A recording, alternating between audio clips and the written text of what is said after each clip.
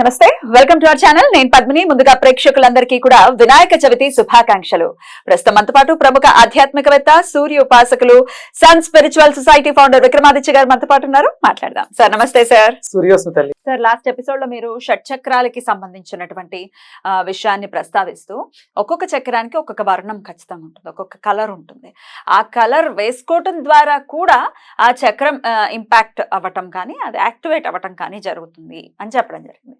So ఒక్కసారి వివరంగా ప్రేక్షకులకి అర్థమయ్యేలాగా, వాళ్ళకు కూడా అంటే షట్చక్రాల గురించి అంతగా తెలియకపోవచ్చు అసలు, అంటే దాని సాధనలో ఉన్న వాళ్ళు దాని గురించి తెలుసుకునే వాళ్ళకైతే ఐడియా ఉంటుంది. కానీ అయితే తెలిసినా తెలియకపోయినా కష్టాలు మాత్రం అనుభవిస్తాం కదా మనము. మరి వాటి నుంచి అధిగమించడం కోసం ఒకసారి షట్చక్రాలకు సంబంధించినటువంటి ఒక సిరీస్, ఈ 7 వీడియోస్ మనం సపరేట్ గా చేద్దాం సార్. మొదటి చక్రం ఏంటి? మొదటి చక్రం మూల ఆధారం. మూలాధారం. మరి మూలాధారం ఒక మనిషి జీవితం మీద ఎట్లాంటి రోల్ ని ప్లే చేస్తుంది? అది భౌతికంగా అనండి, లేదంటే లౌకికంగా కూడా దాని ఇంపాక్ట్ ఏమైనా ఉంటుందా? లౌకిక విషయాల మీద అదేమైనా ప్రభావితం అవుతుందా? మరి దాన్ని యాక్టివేట్ చేసుకోవాలి అని అంటే, ఒకవేళ చెదిరిపోయిన పరిస్థితిలో ఉంటే మనం ఎటువంటి కష్టాలని అనుభవిస్తామో దాన్ని యాక్టివేట్ చేసుకోవాలంటే ఏం చేయాలి? మూలాధారం అంటేనే భౌతికమైనటువంటి పనులు కావచ్చు, భౌతిక పరమైనటువంటి రిలేషన్స్, ఇవన్నీ కూడా భౌతికంగానే అటాచ్ చేసి ఉంటుంది. అలాగే ఇంకొంచెం ఇన్డెప్త్గా లోపలికి తీసుకుని వెళితే అది మానసికంగా కూడా మనిషిని ఉన్నతమైన స్థితిలో కూర్చోబెడుతూ ఉంటుంది. మూలాధారం బలంగా ఉన్నవాడు చాలా హుందాగా ఉంటాడు.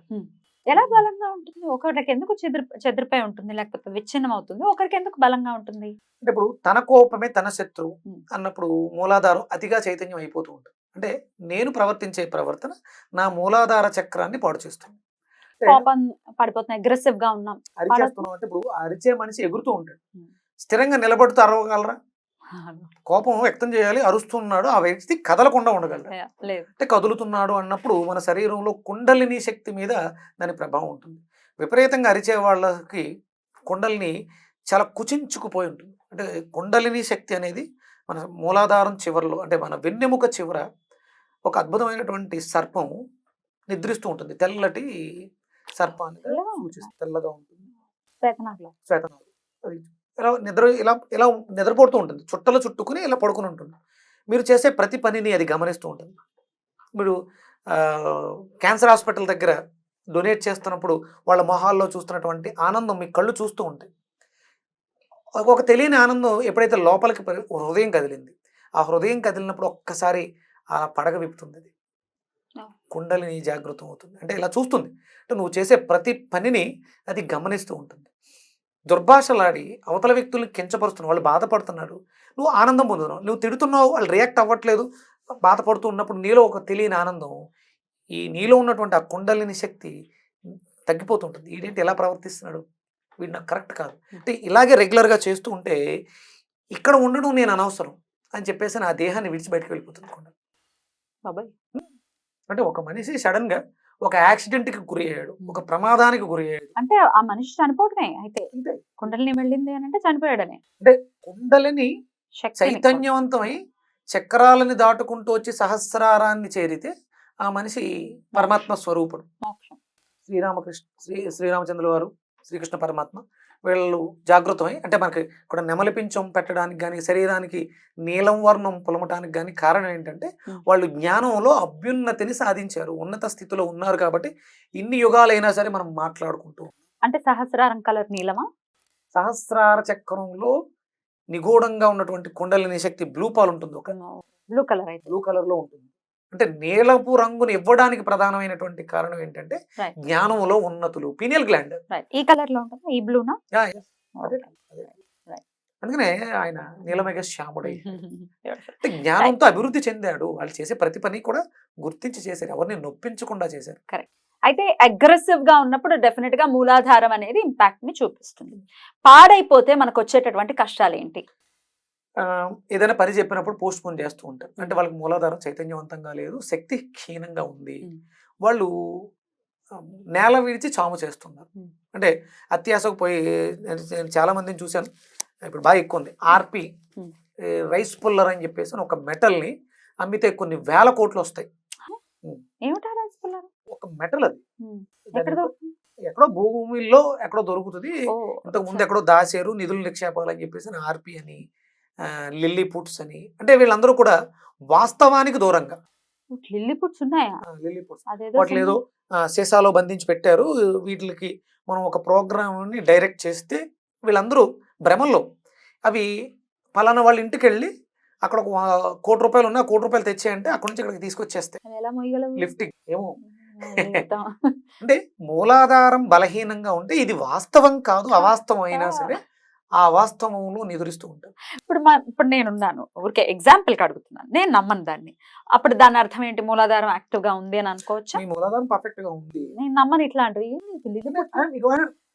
మీకు నాలెడ్జ్ తెలుసు, మీ జ్ఞానంతో ఉన్నారు. మూలాధారం అంటేనే గణపతి, గణపతి అంటేనే జ్ఞానం కదా. వినడం ద్వారా దాంట్లో ఉన్నటువంటి శక్తిని గ్రహించారు, తెలుసుకున్నారు ఇది రైట్ ఆర్ రాంగ్. అంటే మూలాధారం బాగుంది అంటే గణపతి బాగున్నాడు అంటే మీరు చేసే పనుల్లో విఘ్నాలు ఉండవు అంటే మీరు దానికి తగ్గట్టుగా డిజైన్ చేసుకున్నారు. సో మీలో కూడా ఒకవేళ మీరు ఇవి నమ్మట్లేదు, అవాస్తవికం, ఇది ఏంటి విచిత్రంగా ఉంది, నమ్మసఖ్యంగా లేదు అని అంటే మూలాధారం యాక్టివ్. మరి మూలాధారానికి మీరు లాస్ట్ ఎపిసోడ్ లో కూడా చెప్పారు, ఒకవేళ మూలాధారం కనుక పాడైపోయిన పరిస్థితి ఉంటే ఆర్థిక పరమైన ఇబ్బందులు కూడా విశేషంగా వస్తాయి అని చెప్పారు. ఇట్లాంటి పిచ్చి పనులన్నీ ఏవో నమ్ముతూ కూర్చుంటే మరి రాకేమవుతాయి కదా, జీవితం పాడైపోతుంది. దాని చుట్టూ బలహీనంగా ఉన్నప్పుడు ప్రలోభ పెట్టేవాళ్ళు అధికంగా తిరుగుతూ ఉంటారు వీళ్ళ చుట్టూ.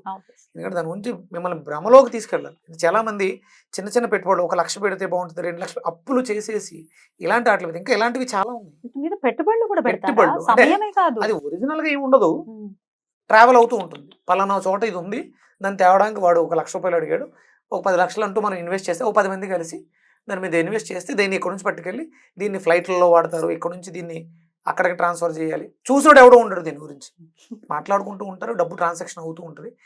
ఆ చివరికి వెళ్తలోకి ఎవడో ఒకటి తినేసి ఉంటాడు, దీన్ని ఈ డబ్బుని ఎవడో తినేసి ఉంటాడు. వీళ్ళందరూ కూడా రేపు వస్తుంది ఎల్లుండి వస్తుంది అని చూస్తూ ఉంటారు, రాదు. ఇక ఇదంతా అవాస్తవం అని మళ్ళంటి వాళ్ళ దగ్గరికి వచ్చినప్పుడు తెలిసినప్పుడు ఈ జీవితాన్ని అంటే అప్పులు చేసేసి ఉంటారు అప్పటికే. ఇలాంటి చాలా మంది ఉంటే గమనించి చెప్పా, ఇవన్నీ అవాస్తవాలు నమ్మకండి. అంటే మనకు మూలాధారం బాగు చేసుకోవాలి, అది జ్ఞానం ఉండాలి. ఆ జ్ఞానం ఉండాలి అంటే మనం కంపల్సరీ మన దేవాలయాల్లో, మీరు పరమేశ్వరుడు దేవాలయానికి వెళ్ళిన అక్కడ అధిపతి ఆయనే, కానీ బయట గణపతి సుబ్రహ్మణ్యేశ్వర స్వామి ఉంటారు కంపల్సరీ. ఇక్కడ మనం ముందు ఫస్ట్ అంటే ఏది పూజ చెయ్యాలన్నా ముందు గణపతికి పూజ చేసింది అంటే జ్ఞానం వచ్చింది, తర్వాత ఆ జ్ఞానంతో లోపలికి వెళ్ళి మిగతా ఆవరణలన్నీ చూసుకుంటూ వెళ్తాం. Beautiful sir. అయితే డెఫినెట్ గా ఈ మూలాధారం అనేది ఆర్థిక పరమైన సమస్యల్ని కూడా ఇది శాసిస్తుంది. అంటే ఏదో ఏదో ఇవి పిచ్చి పిచ్చి ఇప్పుడు మీరు చెప్పినట్టుగా ఆర్పీల వెంటలు తిరగడం, భ్రమల్లోకి వెళ్ళి ఇల్లు పుట్సో లేకపోతే ఏమిటో రకరకాలు, ఇవే కాదు జనరల్ గా కూడా అప్పులు చేసేయటం, అప్పులతో బాధపడిపోవటం, ఇవన్నీ కూడా మూలాధారమే ఇంపాక్ట్. అప్పులు ఉన్నాయంటే మూలాధారం బలహీనంగా ఉంది, ఎందుకంటే ఆర్థికంగా నువ్వు సంపాదించలేకపోతున్నావు, నీ ఖర్చులకు తగ్గట్టుగా సంపాదన ఉండట్లేదు. లేకపోతే నీకు వచ్చే సంపాదన ₹100 ఉంది, నువ్వు ₹1000 ఖర్చు పెడుతున్నావు అంటే నీకు మూలాధారం బాలేదు. మరి దీన్ని యాక్టివేట్ చేసుకోవడం ఎలా? అట్లా అటు కలర్ తో పాటుగా దీన్ని ఎట్లా యాక్టివేట్? మూలాధారానికి రంగు వచ్చి ఎరుపు రంగమ్మ, రెడ్ వర్ణాన్ని సూచిస్తూ ఉంటుంది. అంటే ఉదయిస్తున్నటువంటి సూర్యకిరణాలలో మొట్టమొదటి కిరణంలో ఆ ఎరుపు రంగు ఉంటుంది. మీరు సూర్యకిరణాలని విడదీస్తే వెబ్జిఆర్ వస్తుంది, అది ఒరిజినల్ గా వెబ్జిఆర్ అంటే మీకు వైలెట్ కలర్ తో స్టార్ట్ అవుతుంది. కానీ ప్రిజం నుంచి ప్రొజెక్ట్ చేసి ఒక అద్దం మీద రిఫ్లెక్ట్ చేసి మళ్ళీ ఒక వాల్ మీదకి వేస్తే మూలాధారం నుంచి సహస్రారం వరకు వెళ్తుంది, మన శరీరానికి తగ్గట్టు కనెక్ట్ ఉంటుందా? ఒక చక్రం నుంచి ఒక చక్రానికి కనెక్ట్ ఉంటుందా? మూలాధారం ముందు ఫస్ట్ రెడ్, అది మన కాళ్ళ నుంచి స్టార్ట్ అవుతుంది. అంటే కాళ్ళు బాగుండాలి, కాళ్ళు బలంగా ఉండాలి, నడక బాగుండాలి. చూడండి, మీకు పర్వతారోహణ చేసే వాళ్ళకి మూలాధారం చాలా స్ట్రాంగ్ గా ఉంటుంది, మూలాధారం బాగున్న వాడికి ధైర్యవంతులుగా ఉంటారు.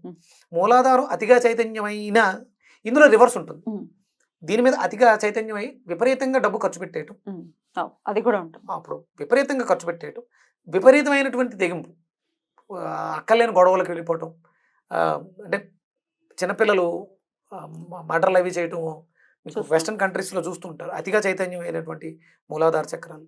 అలాగే బ్రెయిన్ మెచ్యూరిటీ తగ్గిపోవటం, మూలాధారం అతిగా చైతన్యమైన హైపర్ యాక్టివ్ పిల్లలు, దీనికే ప్రధానమైన. పిల్లలు అల్లరి చేస్తున్నప్పుడు మీరు ఏం చేస్తారు? ట్యాప్ ఎక్కడ చేస్తారు? పిర్ర మీద ఒకటి వేస్తారు. అంటే అక్కడ మూలాధారానికి దగ్గరగా ఉంది, ఆ వైబ్రేట్ అయినండి మూలాధారం, ఓహో నేను చేసేది రాంగ్ అనమాట అని చిన్నగా అవుతుంది, అడ్జస్ట్ అవుతుంది. సో రెడ్ కలర్ ని ఇంకల్కేట్ చేసుకుని మనం అంటే చాలా ఎక్కువ సందర్భాల్లో రెడ్ ని వేసుకోవటం, దాని ద్వారా మూలాధారం ఇంపాక్ట్ ని చూడండి. వయసు పెరుగుతున్న వాళ్ళందరికీ కూడా మూలాధారం క్షీణిస్తూ ఉంటుంది. Hmm. అందుకని వయసు పెరుగుతున్న వాళ్ళు పెద్దవాళ్ళు ఆఫ్టర్ 50 Hmm. రెడ్ కలరు ఏదో ఒక వస్త్రం ధరించడం అనేది శ్రేయోదాయకం. రెడ్ లో రకరకాల రెడ్స్ ఉంటాయి. లైట్ రెడ్ ఉంటుంది, ఇప్పుడు మీరు వేసుకున్న బ్రైట్ రెడ్ ఉంది, మరూన్ ఉంది.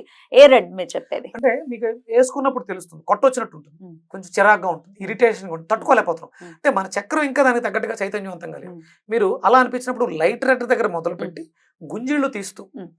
పూర్తిగా గుంజిళ్ళు తీయలేము అన్నప్పుడు సెమీ క్వార్ట్స్ పావు గుంజిళ్ళు తీయటం, బాడీని బాగా విపరీతంగా షేక్ చేయాలి. మనం అంటే ఆడపిల్లల్లో మూలాధారం బాగుండాలంటే స్కిప్పింగ్, ఆడపిల్లలు కానీ మగపిల్లలు తాడాట ఆడటం, అంటే గెంతడం అనేది మూలాధారాన్ని కదపడానికి, అంటే క్లెన్స్ అవడానికి బాగా ఉపయోగపడుతుంది. అలాగే రెడ్ కలర్ వేసుకున్నప్పుడు మీకు ఇరిటేషన్ ఉంది, ఇబ్బందికరంగా ఉంది, రెడ్ చిల్లీస్ని వాడకూడదు అక్కడ. అంటే లోపలికి ఇంటేక్ ఇవ్వకూడదు మనం బాహ్యంగా. అందులో మళ్ళీ ఫ్రూట్స్ తీసుకోవచ్చు, ఎరుపు రంగు కలిగినటువంటి ఫ్రూట్స్, ఆపిల్ కానీ చెర్రీస్. అంటే లోపల ఎరుపు ఉండదు, యాపిల్ పైన ఎరుపు, టమాటా బాగా పనిచేస్తుంది, టొమాటో, వాటర్మెలన్ ఎర్రగా ఉండేటువంటి దాని దగ్గరగా ఎరుపు రంగుకు దగ్గరగా. పపాయ కూడా అంటే ఆరెంజ్ కలర్ లో ఉంటుంది, కొంచెం ఆరెంజ్ కలర్ కి ఎరుపుకి మధ్యలో ఉంది. ఆ ఫ్రూట్స్ తీసుకోవటం, వెజిటేబుల్స్ తీసుకోవటం చాలా మంచిది అన్నమాట. అప్పుడు బీట్రూట్ కూడా. Beetroot beautiful sir. ఇట్లా చేసుకుంటూ మూలాధారాన్ని డెఫినెట్ గా యాక్టివేట్ చేసుకుని, మనకు తెలియదు, మనకి ఈ షట్చక్రాల గురించి ఏమీ ఐడియా లేదు, బట్ ఈ సమస్యలు మీరు ఎదుర్కొంటున్నారు అంటే ఖచ్చితంగా మూలాధారానికి సంబంధం ఉంది అని చెప్తున్నారు. టెండెన్సీ ఉంటుందమ్మా మూలాధారం బాగోకపోతే. మూలాధారం హైపర్ యాక్టివ్ ఉంటే మద్రలు చేసే క్రియేటివిటీ ఉంటుంది. బ్యాలెన్స్ ఉండాలి. బలహీనంగా ఉంటే చచ్చిపోవడం, బలంగా ఉంటే చంపేయడం, ఇవి రెండింటికి మధ్యలో ఉంటే ఆరోగ్యం. అంటే నువ్వు నేల విడిచి సాగు చేస్తున్నావు, ఎప్పుడు కూడా నేల మీద నిదానంగా నడవాలి. బ్యూటిఫుల్ సార్, చాలా అద్భుతంగా వివరించారు. ఇక నెక్స్ట్ ఎపిసోడ్ లో నెక్స్ట్ చక్రం ఏంటి సార్? స్వాధిష్టానం. స్వాధిష్టానం, దీని గురించి తెలుసుకుందాం. థ్యాంక్ యూ సార్, నమస్తే.